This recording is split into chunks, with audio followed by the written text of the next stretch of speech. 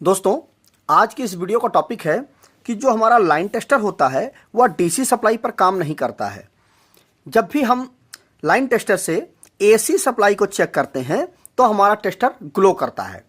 जैसे कि हमारा ये लाइन टेस्टर है, यहाँ पर देखिए एक बल्ब होता है, वो जब हम जैसे ही सप्लाई को यहाँ पर कनेक्ट करते हैं हमारा तुरंत यहाँ पे बल्ब ग्लो करने लगता है, जलने लगता है, तो हमें पता चल जाता है कि हमारी एसी सप्लाई आ रही है। लेकिन जब भी हम डीसी सप्लाई को हम चेक करते हैं तो हमारा यह टेस्टर का जो बल्ब होता है वो ग्लो नहीं करता है। तो क्यों नहीं करता है, इंटरव्यू में आपसे एक क्वेश्चन पूछा जा सकता है, तो आइए जान लेते हैं।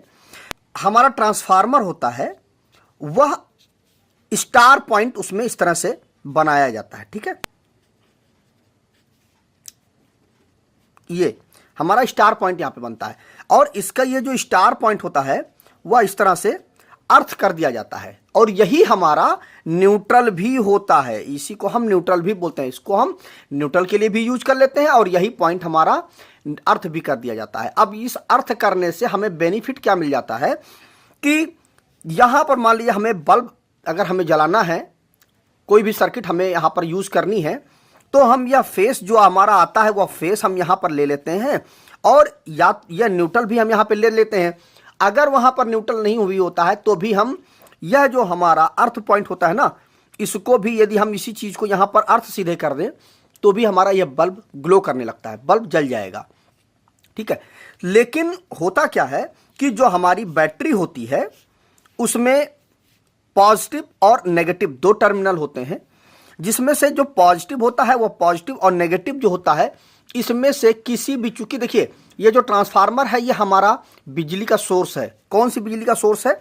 एसी बिजली का सोर्स है, यहां से हमें एसी बिजली मिलती है, ठीक। लेकिन जो हमारा बैटरी होती है उससे हमें डीसी सप्लाई मिलती है। लेकिन इसका देखिए न्यूट्रल पॉइंट क्या होता है, अर्थ कर दिया जाता है, तो उससे सर्किट कंप्लीट हो जाती है। यदि हम फेस दे दें और जो हमारा दूसरा बल्ब का जो दूसरा हिस्सा है उससे हम सीधे सीधे अर्थ कनेक्ट कर दें तो हमारा बल्ब ग्लो हो जाएगा। क्यों? क्योंकि यहां पर हमने अर्थ कर दिया है, इस न्यूट्रल पॉइंट को अर्थ कर दिया है। बल्ब को जलने के लिए हमें जो हमारा पोटेंशियल डिफरेंस की हमें जरूरत होती है, तो पोटेंशियल डिफरेंस यहां पे देखिए हो जा रहा है और सर्किट भी कंप्लीट हो जा रही है, क्योंकि इसी का सीधे आकर के ये देखिए सर्किट यहां से कंप्लीट हो जाएगी। या तो या न्यूट्रल अभी आप दे सकते हैं या तो आप या अर्थ भी दे सकते हैं, तो सर्किट हमारी कंप्लीट हो जाएगी।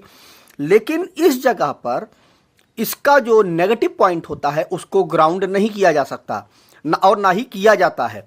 इसीलिए जब भी हम लाइन टेस्टर से इस फेस को हम चेक करते हैं, इसके पॉजिटिव टर्मिनल को चेक करते हैं, तो यह टेस्टर हमारा ग्लो नहीं करता। कारण यही होता है कि जैसे देखिए यह हमारा जैसे टेस्टर है हमारा, ठीक है। अब इस टेस्टर में यहां पर हमने तो सप्लाई दे दी, यहां पे सप्लाई हमने कनेक्ट कर दिया, लेकिन इस जगह पर हम टच करते हैं, ना कि हम न्यूट्रल को देते हैं ना ही अर्थ को देते हैं, ठीक है। केवल हम यहां पे टच करते हैं। तो चूंकि हमारी बॉडी जो होती है वह कहां से कनेक्टेड होती है, सीधे सीधे जमीन पे हम खड़े रहते हैं। तो जमीन पे खड़े रहते हैं तो चूंकि यहां पर देखिए हमारा अर्थ, ये जो न्यूट्रल पॉइंट है ये ग्राउंड है, इस वजह से ये यहां से जब हम टच करते हैं तो वह पूरा का पूरा यहां पर, जैसे ये हमने यहां पर फेस दे दिया, ठीक है। तो यहां पर अगर हमने यहां पर कोई व्यक्ति है, वह व्यक्ति इसके यहां पर सीधे से टच कर दिया तो क्या होगा, वह कहां पे खड़ा रहता है, ग्राउंड पे खड़ा रहता है। तो इससे क्या होता है, सर्किट कंप्लीट हो जाती है और हमारा बल्ब जल जाता है, ठीक है। तो इस कारण से एसी में तो यह बल्ब जल जाता है, लेकिन चूंकि इसका नेगेटिव पॉइंट ग्राउंड नहीं होता है इस वजह से यहां पर सर्किट कंप्लीट नहीं हो पाती है। इसीलिए हमारा जो टेस्टर है वह ग्लो नहीं करता, उसका बल्ब जो है वह ग्लो नहीं करता है। तो एक तो कारण यह हो गया। दूसरा कारण यह होता है कि यह जो हमारा लाइन टेस्टर होता है इसमें जो यह हमारा बल्ब होता है इसको हम नियॉन बल्ब बोलते हैं, ठीक है। यह हमारा नियॉन बल्ब होता है।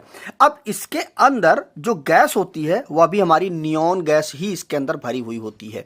अब चूंकि इसके अंदर नियॉन गैस भरी हुई है, अब इस बल्ब में सप्लाई जब आएगी तो इसके अंदर जो है गैस भरी हुई है उसको आयनीकरण करना पड़ेगा, आयनीकृत होगी वो गैस, तभी यह बल्ब ग्लो करेगा।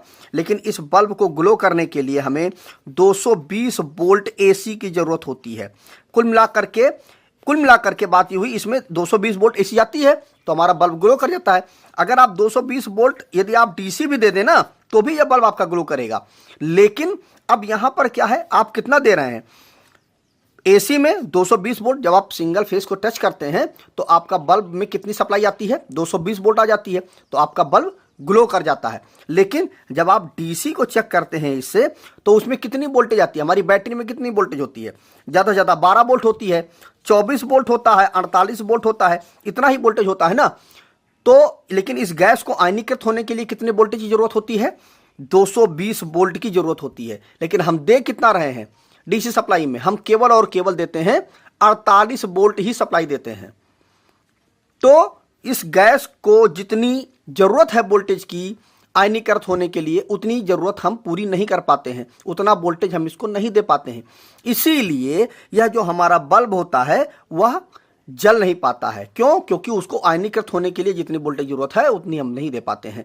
तो एक कारण यह भी होता है कि टेस्टर हमारा डीसी सप्लाई पे इसीलिए काम नहीं करता क्योंकि इसके अंदर जो हमारी आयनीकृत होने वाली जो हमारी गैस है, नियॉन गैस, उसको आयनीकृत होने के लिए 220 वोल्ट एसी की जरूरत होती है, 220 वोल्ट की जरूरत होती है, और वह हमारी केवल एसी सप्लाई में ही हमें मिल पाती है, डीसी सप्लाई में हमें नहीं मिल पाती है। तो मुझे उम्मीद है कि आपको यह पूरा का पूरा कॉन्सेप्ट क्लियर हो गया होगा। यदि आपसे कभी इंटरव्यू में यह क्वेश्चन पूछा जाता है तो आप आसानी से जवाब दे सकते हैं, समझा सकते हैं, जिससे आपका एक अच्छा इंप्रेशन बन जाएगा। तो आज की इस वीडियो में बस इतना ही। नमस्कार दोस्तों।